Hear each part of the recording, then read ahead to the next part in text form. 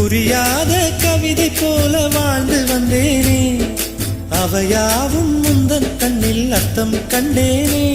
இந்த அருக புல்லின் மேல் மணித்துளியாய் நின்றாயே, எந்த பருவத் தோள்களில் பச்சை கிளியாய் வாழ்ந்தாயே. என்னை துளசி செடியாய் சுற்றி வந்தாயோ, கண்ணால் பார்த்து பார்த்து வெற்றி கண்டாயோ.